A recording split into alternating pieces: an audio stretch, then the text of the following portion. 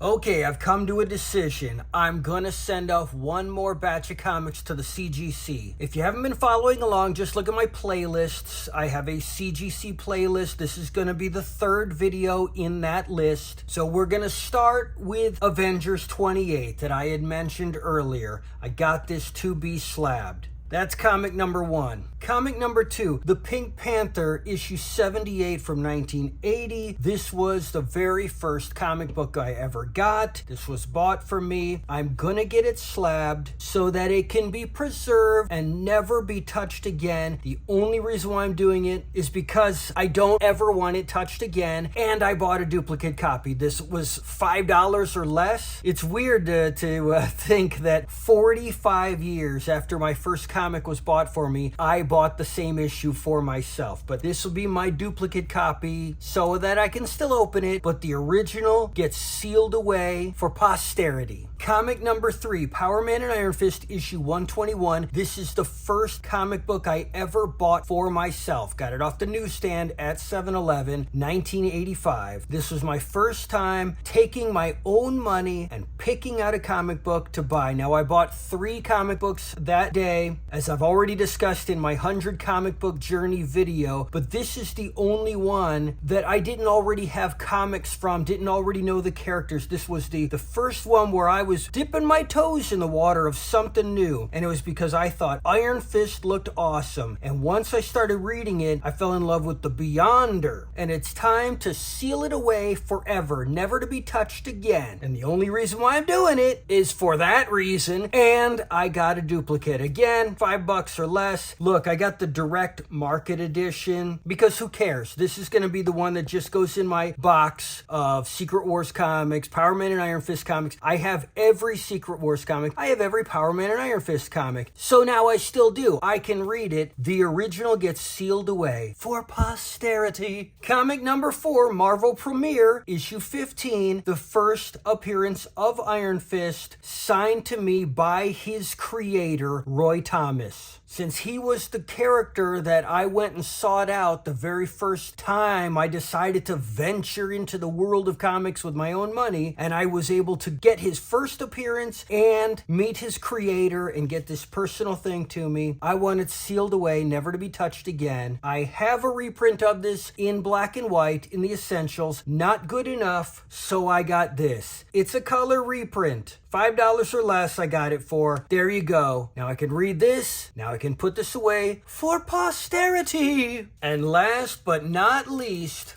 bam! Look what I got. If you remember from my 100 comic book journey video, the very first time I ever went to a comic book store, my dad took me there and he pointed up on the wall and said, I had that as a kid, and it had a price tag of $30, which to me was a fortune. Now that was back in 1988. And if you remember in that video, I said, if I ever saw the cover of it again, I would remember which one it was. While I was saying that, I was flipping through this that I had picked up that day, and boom, you saw in real time, I found that I now have a copy of it, and I found out that was the issue. It was my first time seeing it outside of my memory since 1988, and that was just a few months ago at the end of 2024. So I figured if I can get an original copy for the right price, I would slab it away to commemorate that moment in my comics journey. So what's the right price, you ask? Well, it would have to be the price that it was up on the wall, that $30. But you know what? I adjusted for inflation, so I allowed myself room to get it for $60. That's what this cost, $60.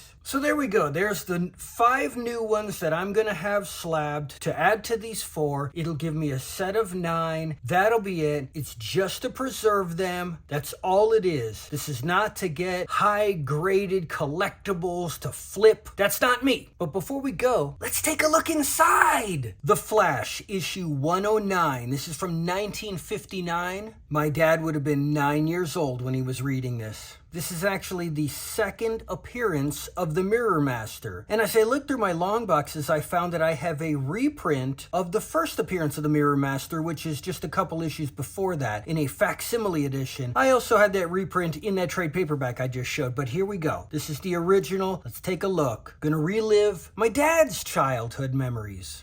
Return of the Mirror Master. Haha, in trying to avoid my clutching hand, the miniature Flash toppled off the roof. He'll never survive the fall. Record your voice at home. Fun for the whole family. Look, you can make your own vinyl records. This is before they invented the tape recorder. In the Central City Penitentiary. Okay, Hank, the warden has given us permission to photograph Scudder. Good, I'm all set, Iris. As Iris West, crack reporter for Picture News, and her photographer prepare to do a story, Scudder was known as the Mirror Master before Flash caught up with him. We'll get a front page spread with a picture of Scudder behind bars. Smile at the birdie, Scudder. Smile? I'll do more than that. I'll laugh at what's going to happen next.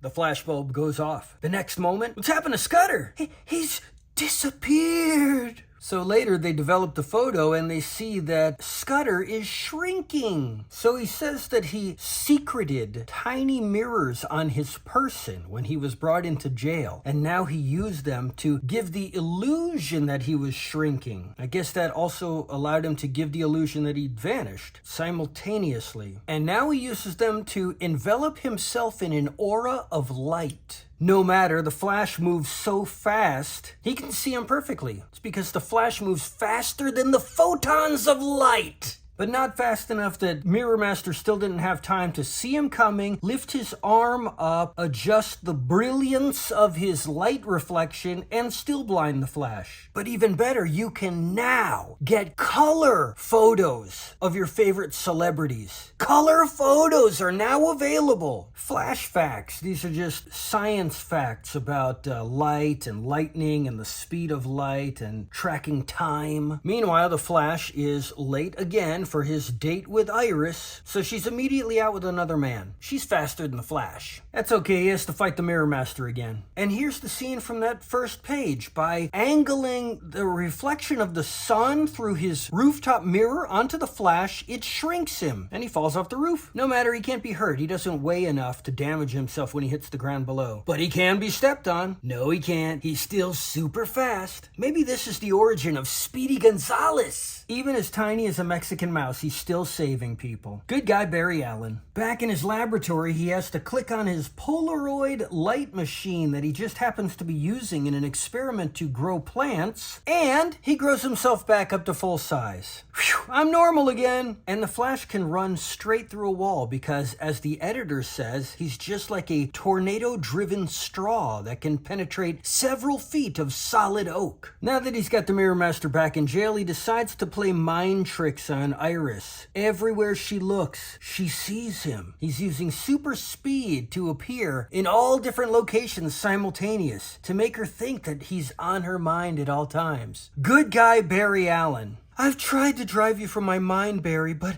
I guess I couldn't. Wherever I went today, I seem to see your image.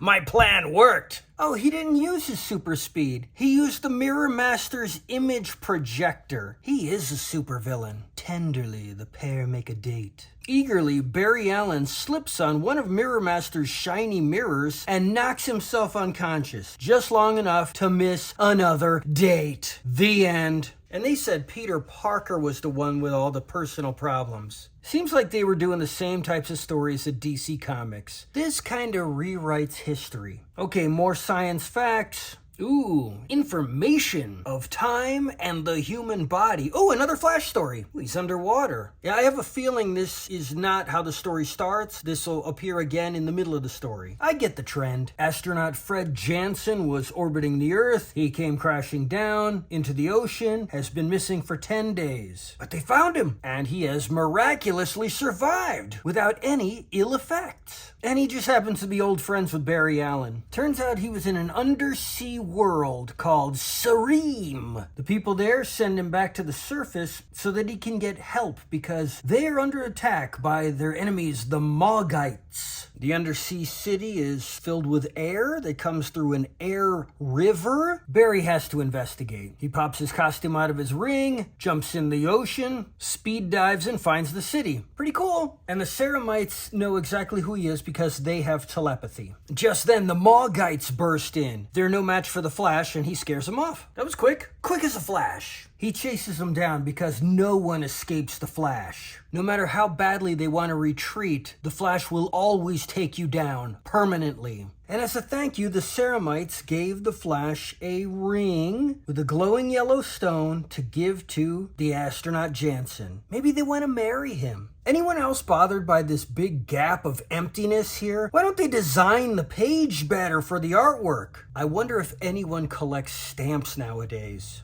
We've got our Joe Weider bodybuilding ad and toys on the back cover. One last time to see them all before they're sealed away forever. 1959, 10 cents. 1966, 12 cents. 1974, 25 cents. 1980, 50 cents. 1985, 65 cents. Until next time.